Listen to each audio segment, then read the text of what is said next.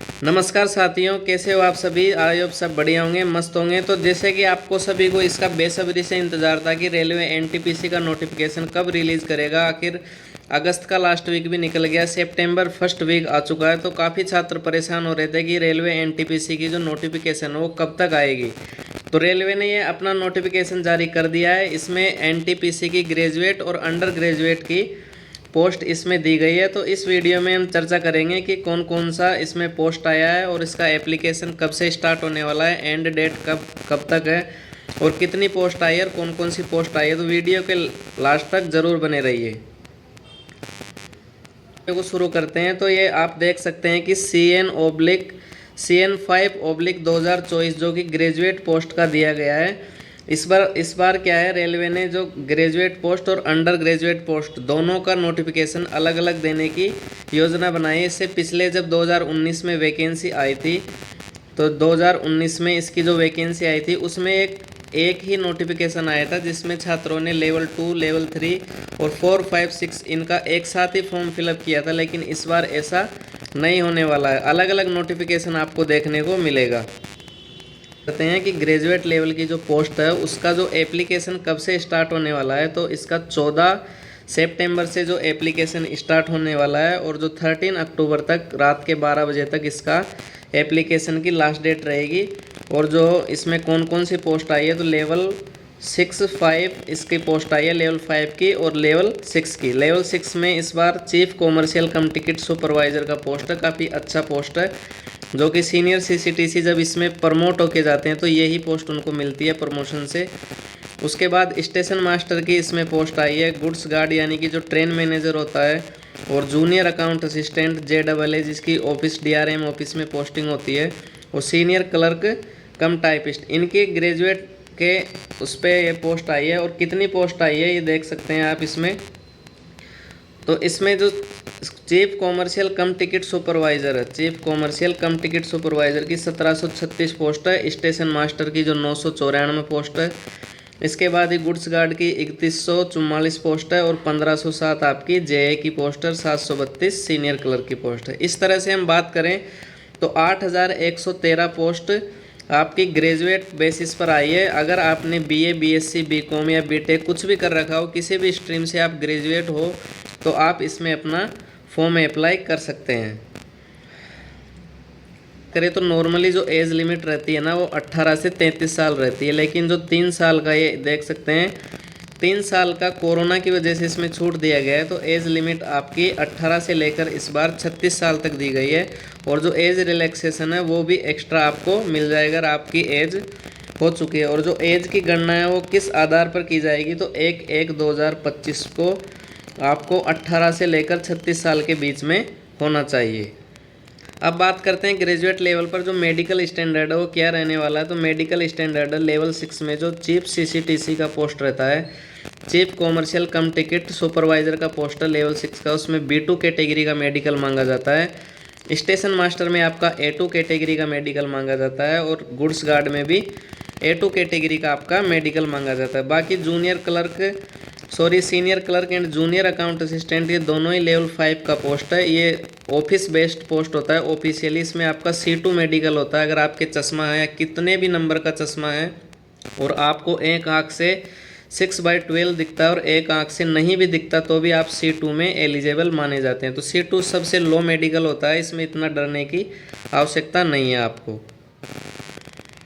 CN06/2024 यानी कि जो अंडर ग्रेजुएट का पोस्ट है, तो 05/2024 है वो ग्रेजुएट का पोस्ट था, और जो 06/2024 है वो अंडर ग्रेजुएट का नाम दिया गया है। तो इसका एप्लीकेशन है वो 21 सितंबर से आपका चालू होगा, और जो इसका क्लोज डेट रहेगा वो 20 अक्टूबर 2024 रहेगा रात के 12 बजे तक। इसमें बात करते हैं कि कौन कौन सी पोस्ट आई है। तो कॉमर्शियल कम टिकट क्लर्क यानी कि जो लेवल 3 की TT की पोस्ट होती है, लेवल 3 से आती है, उसका बेसिक पे 21,700 होता है। आपको इन हैंड करीब 45 के समथिंग आपको इसमें सैलरी मिल जाती है। इसमें B2 कैटेगरी का मेडिकल होता है, और 18 से 33 साल तक इसमें एज लिमिट रखी गई है। क्योंकि 12th बेसिस पे है तो इसमें एज लिमिट 3 साल का जो छूट दिया गया है वो नहीं दिया गया है, क्योंकि 12th पास काफ़ी कैंडिडेट होते हैं जो एज लिमिट उनका इतना नहीं रहता। तो उनको एज लिमिट की इतनी ज़्यादा दिक्कत नहीं आती। इसमें 2022 वैकेंसी सीसीटीसी की दी गई है। और अकाउंट्स क्लर्क कम टाइपिस्ट, जो कि मैं अभी अकाउंट्स क्लर्क के पोस्ट पर कार्यरत हूँ, उसकी इस बार वैकेंसी 361 आई है। और जूनियर क्लर्क की वैकेंसी लेवल 2 में वैकेंसी आती है, तो इसकी 990 पोस्ट है। और ट्रेन क्लर्क की आपकी 72 पोस्ट है। तो इस तरह से 3445 पोस्ट आपकी 12th बेसिस पर आई है। यानी कि अगर आप 12th पास है और जनरल ओबीसी के लिए आपको 50% मार्क्स इसमें अनिवार्य किए जाते हैं, अगर आप जनरल और ओबीसी से हैं तो 3445 काफ़ी इसमें तगड़ा कंपटीशन होने वाला है, क्योंकि इसको ग्रेजुएशन वाले भी फॉर्म फिल करेंगे और 12th बेसिस वाले भी फॉर्म फिल करेंगे। तो अंडर ग्रेजुएट में काफ़ी तगड़ा कंपटीशन रहता है। आपका A2 मेडिकल स्टैंडर्ड में आप फिजिकली फिट होने चाहिए और डिस्टेंस विजन आपका 6/9 और 6/9 विदाउट ग्लास। तो A2 मेडिकल होता है जैसे स्टेशन मास्टर, उसमें आपको चश्मा अलाउ नहीं होती है। और आपका नियर विजन है तो 6/6 नियर विजन होना चाहिए। और दूर का जो विजन है, डिस्टेंस विजन है आपका 6/9 तक चल सकता है। इसके अलावा इसमें कलर विजन होता है, बाइनोकुलर विजन, नाइट विजन, इस तरह से इसमें सभी टेस्ट किए जाते हैं। तो काफ़ी अच्छा मेडिकल माना जाता है A2 कैटेगरी का मेडिकल। इसके बाद A3 कैटेगरी का मेडिकल है, वो 6/9 और 6/9 होता है। डिस्टेंस विजन, जो नियर डिस्टेंस विजन है वो 0.6 यानी कि आपकी 6/6 और 6/6 आपका नियर विजन होना चाहिए दोनों आँखों से लगा हुआ है। तो चश्मा वाले A3 में अलाउ माने जाते हैं, लेकिन उनका जो डायोप्टर है, आपका जो चश्मा बनता है उस टाइम आपका पावर दिया होता है, तो आपका जो पावर है ना वो 2 डायोप्टर से मैक्सिमम नहीं होना चाहिए। यानी कि लास्ट आपका 2 डायोप्टर तक ही होना चाहिए, तभी आप A3 में फिट पाए जाते हैं। इसके बाद अगर B2 कैटेगरी की बात करते हैं तो B2 कैटेगरी का सीसीटीसी में इसका B2 कैटेगरी का मेडिकल मांगा जाता है। तो आपको एक आंख से 6/9 और दूसरी से 6/12 दिखाई देता है। और आपका इसमें चश्मा भी लगा हुआ है, तो इसमें थोड़ा छूट मिलता है कि आपका जो चश्मा है 4 डायोप्टर से ज़्यादा का नहीं होना चाहिए। इसके बाद C2 जो कि सबसे लो कैटेगरी का मेडिकल माना जाता है, उसमें आप फिजिकली फिट होना चाहिए। और आपका अगर एक आंख से 6/12 दिखता है और दूसरी से नहीं भी दिखता है, या फिर आप दूसरी आंख आपकी है ही नहीं, तो इस केस में भी आपको C2 कैटेगरी में क्वालिफाई माना जाता है। इसमें विद और विदाउट ग्लास, इसमें आपका चश्मा का नंबर कितना ही हो उससे कोई फ़र्क नहीं पड़ता है। केवल एक शर्त है कि आपको चश्मा सहित 6/12 दिखना चाहिए एक आंख से। अगर एक आंख से नहीं भी दिख रहा है तो भी प्रॉब्लम नहीं है, लेकिन एक आंख से 6/12 दिखना चाहिए। स्टैंडर्ड की बात की हमने, अब बात करते हैं कि इसमें फ़ीस कितनी लगने वाली है। तो इसमें आपका फ़ीस लगने वाला है 500 रुपये। जी हाँ, आप देख सकते हैं जनरल या ओबीसी से हैं या फिर ईडब्ल्यूएस से हैं तो आपका इसमें 500 रुपये फीस लगने वाला। अगर आप CBT 1 में एपीयर होते हैं तो आपको फिर 400 रुपये रेलवे की तरफ से एटलीस्ट 300 मतलब 390 के समथिंग इसमें आपको पैसा रिफंड मिल जाता है। और उसके बाद बात करते हैं SC ST ex serviceman PWD और जो फीमेल कैंडिडेट है, ट्रांसजेंडर है, माइनॉरिटीज़ है या फिर इकोनॉमिकली बैकवर्ड क्लास है जो EBC है।